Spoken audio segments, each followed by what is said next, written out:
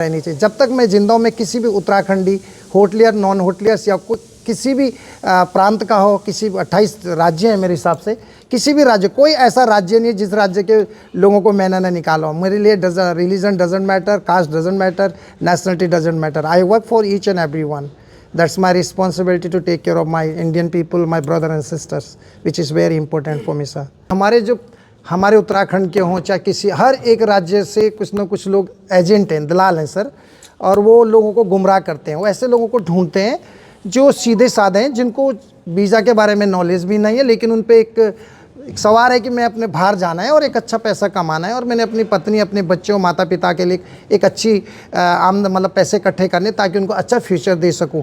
लेकिन जैसे आपको मालूम है, आप इतने बुद्धिजीवी पत्रकार लोग यहाँ पर हैं, 65 more than 67 countries on arrival visa है, जिसकी कोई कीमत आपको देनी नहीं पड़ती। एयरपोर्ट पर उतरो, पासपोर्ट हाथ में, टिकट बनाया और आप चले गया, ठीक है। लेकिन लोग क्या करते हैं, जब ऑन अराइवल वीज़ा जिसकी कोई कीमत नहीं देनी पड़ती है बहुत सारे लोगों को, लेकिन उस कंट्री में कुछ दलाल लोग उनको बहका के लेके जाते हैं और जिस वीज़ा की कीमत 5,000 रुपये उसको 5 लाख रुपए लेते हैं।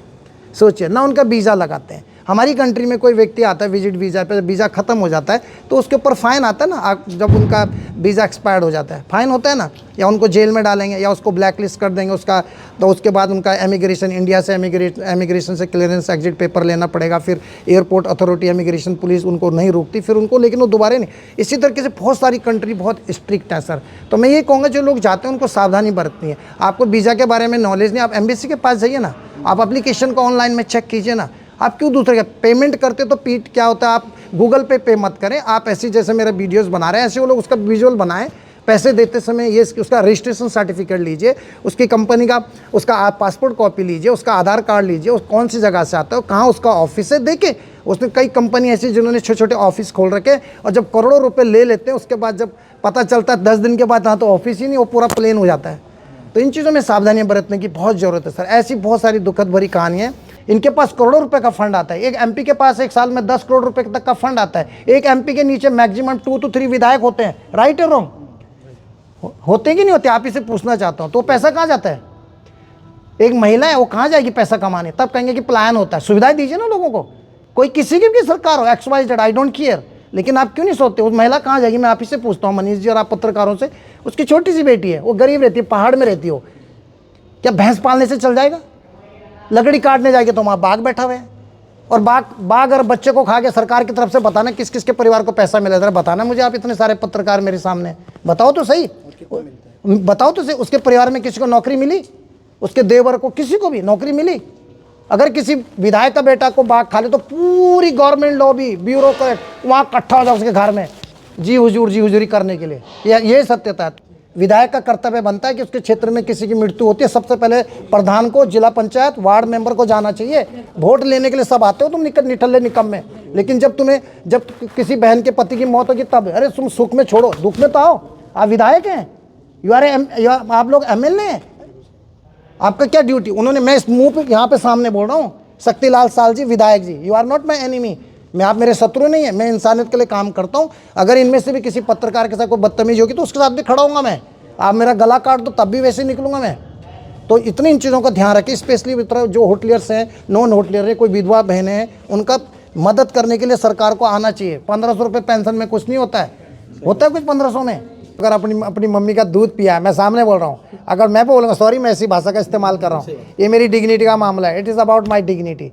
कोई माइकल आज इस पृथ्वी में, ब्रह्मांड लोक में, आपके टीवी के माध्यम से बोल रहा, एक व्यक्ति मेरे ऊपर उंगली उठा के दिखाए कि किसी का मैंने 1 रुपये का चाय, हम दारू नहीं पीते हैं, बीड़ी नहीं, चाय नहीं, सिगरेट नहीं, तम्बाकू नहीं, किसी चीज़ का सेवन नहीं करते, ना किसी घर में खाते हैं। किसी भी जाएंगे, किसी भी जगह जाता हूँ, सब लड़ते हैं मेरे घर में हो, मेरे घर मैं नहीं जाता हूँ किसी, मैं अपना पर्सनल काम करता हूँ, गवर्नमेंट से बात करता हूँ। मैं किसी, कोई एक व्यक्ति साबित करके दिखा दे इस पृथ्वी लोक में, ब्रह्मांड की तो छोड़ो, इस पृथ्वी लोक में एक भी व्यक्ति बता दे कि किसी का मैंने चाय पिया और किसी का एक टुकड़ा यानी किसी काम का लिया। पैसे से नहीं होता, हम अपना पैसा लगाते हैं। मेरा ना एक वो अपना डिग्निटी है। आपके माध्यम से कह रहा हूँ, एक भी व्यक्ति मुझे ऐसा साबित करके दिखा दे कि किसी से मैंने 1 रुपये भी काम का लिया हो, आप लाना और मेरी गर्दन उड़ा देना। फ्यूचर प्लान है कि लोगों के लिए काम करना है, विदेशी धरती में रह के लोगों के लिए काम करना है, जब तक जिंदा हूँ सर। जी सर, अच्छा, काम करना है सर। उत्तराखंड बुलाए तो उत्तराखंड तो सर हमेशा ही बुलाता है, लेकिन एक दिन के लिए कहीं जाऊंगा तो कहते हैं हमारा केस का क्या होगा, तो मैं क्या करूंगा आप बताइए सर। मेरी एक आवाज़ पे लोगों के अंदर जान आ जाती है, कहते हैं संकट मोचन ने बोल दिया तब हमारा काम बन जाएगा। क्योंकि मैं जिस काम को अपने हाथ में लेता हूँ, कितना भी मुश्किल होगा मैं उस काम को करता हूँ, क्योंकि मुझे पता है मैं 24 साल से काम कर रहा हूँ, सन 2000 से मैडम। सबसे पहले डेड बॉडी मैंने शेखर पुजारी की भेजी थी कर्नाटका मैडम, फिर उधम सिंह नगर भेजी इसरार हुसैन की, उसकी जबकि मेरे यूरोप का ट्रिप था मैडम, मैंने उसको फिर भी उसको भेजा हुआ। इतनी दर्द भरी कहानियाँ कि सोचता हूँ। जी सर, राजनीति अगर उत्तराखंड विशेष अगर मौका मिलता है तो राजनीति में नहीं सर, बिना राजनीति के इतना अच्छा काम कर रहा हूँ आप लोगों के लिए सर। राजनीति में रह के क्या एक दलदल है सर। मैं मानता हूँ कि आपके हाथ में पावर आती है आपके अंदर, लेकिन क्या होता है उसमें जो अच्छा भी काम करता है उसको भी बुरा बता दिया जाता है। हम बिना राजनीति में रह के जो काम मैं करता हूँ इंडिविजुअल, अगर कोई सीएम करके दिखा दे मैं मान जाऊँगा। बिना कोई भी सीएम हो चाहे पीएम हो किसी भी पार्टी का, या वो एमपी हो, मैं चैलेंज करता हूँ जो काम मैं करता हूँ अपने दम पे एक विधायक करके दिखा दे उत्तराखंड का, अपने दम पे छुड़ा के दिखा दे किसी को, अपने दम पे। खुद पीएम को भी चैलेंज कर रहा हूँ मैं, किसी भी पार्टी का पीएम हो अपने दम पे जाए सऊदी अरब से लोगों को निकाल के दिखाए। सरकार की लॉबी का, सरकार के यंत्रों का इस्तेमाल करके कोई भी फ्लाइट सरकार के पैसे से जा रहे हैं, होटलों में रुके हुए, विदेश मंत्रालय रुके, एंजॉय कर रहे हैं सरकार के पैसे से। हाँ जी गए थे, एक आदमी निकालते 50 आदमी दिन भर टीवी में चलता है। एक रोज़ा रतुड़ी से इतना क्यों डरते हो भैया, घबराते क्यों? क्योंकि सच बोलता हूँ। मैं चैलेंज करता हूँ किसी एमपी को, मुख्यमंत्री, किसी भी पार्टी को सर, करके दिखा दे, एक आदमी को निकाल के दिखा दे, एक आदमी की डेड बॉडी पे अपना पैसा खर्च करके दिखाए।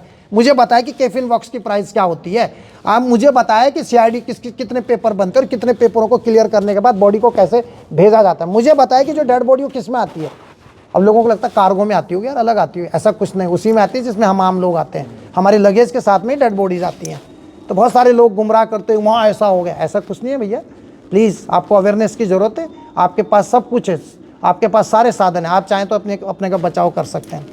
जी सर। रतुड़ी जी, लगता नहीं, देखिए उम्र बढ़ती जाती है, व्यापार आपका काम बढ़ गया है, जी सर। ऐसे में लगता नहीं कि भाई जो है ना किसी साथी की जरूरत है बुढ़ापे में? अच्छा, आप यहाँ भी पहुँच गया आप, अच्छा इसमें भी उसने लग गया आप। जी सर, ये बड़ा इंपॉर्टेंट है। नहीं thank you very much sir, आपने ऐसा सोचा। हमें इस बात का नहीं सर, एक्चुअली में सर शादी के लिए तो बहुत सारे प्रपोजल आते हैं, लेकिन सर जो मैं काम करता हूँ उसमें मैं नहीं चाहता मेरी फैमिली को किसी को तकलीफ उठानी पड़ती।